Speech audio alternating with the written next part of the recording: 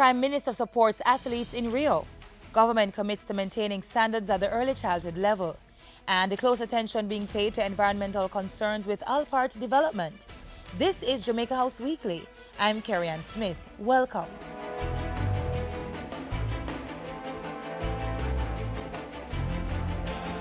Prime Minister Andrew Holness left the island on Thursday for Rio de Janeiro, Brazil, where Jamaica's athletes are competing in the Olympics. Mr. Holness said it was important that he brought the good wishes of the nation directly to the athletes. He was also in the Brazilian city on business, opening Jamaica House at the Olympic Village. The Prime Minister had high praises for the myriad of opportunities that can be created for Jamaica through the hospitality house dubbed Reggae Rocks Brazil.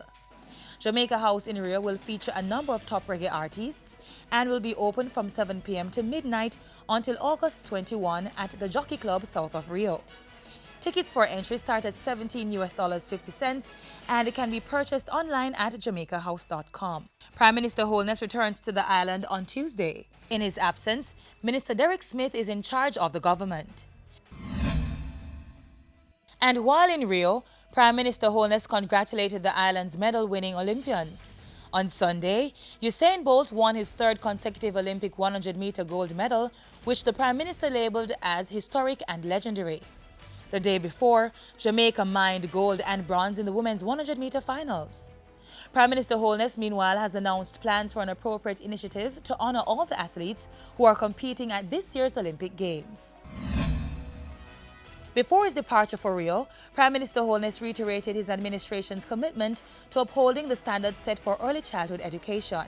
I want the nation to be assured that there will be no compromise of the education standards that are set at the early childhood level. In fact, the small number that has achieved it shows our ambitions and aspirations, which we must not compromise. Our children deserve the best education possible.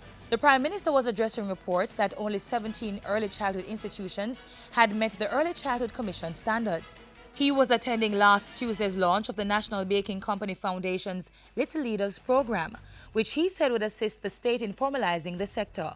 Through the initiative, $70 million will be spent on distributing learning kits to more than 2,500 early childhood institutions starting this September. The Little Leaders initiative will feature a mobile classroom named Training Wheels with a full-time education consultant, as well as a weekly supplement in one of the daily newspapers targeting parents and children. I applaud and endorse this initiative. Education has always been, for me, a partnership exercise. No matter how much money we spend from the national budget, we still need to spend more. It is the most valuable and rewarding investment that any country or any company, for that matter, can make. Also on Tuesday, the Prime Minister visited the home of art historian Dr. David Wayne Boxer to participate in an investiture ceremony conferring him with the Order of Jamaica.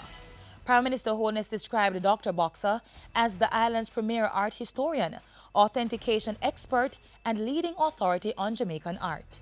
Dr. Boxer, it is with great admiration that we recognize you today, not just for your personal artistic genius, but even more so for what you have done for countless others in your unyielding passion to foster the growth of Jamaican art.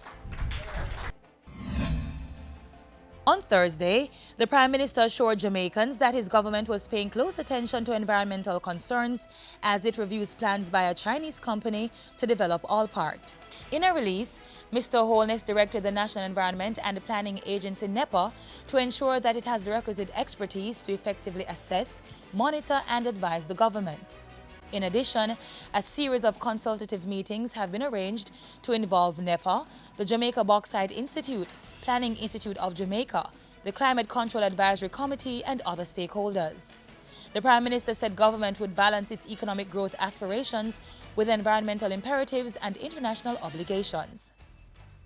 On July 19, China's Jinquan Iron and Steel Company JISCO signed an interest purchase agreement with UC Rusal for the sale of the bauxite company. GISCO representatives are expected to visit the site in September 2016, with the sale to be finalized by November. It's expected that the development could see a $2 billion investment for the creation of an industrial zone in Nain St. Elizabeth, including a coal-fired power plant. And that's it for Jamaica House Weekly. Do join us next time for more of the stories coming out of the office of the Prime Minister. I'm Carrie Ann Smith. Thanks for watching.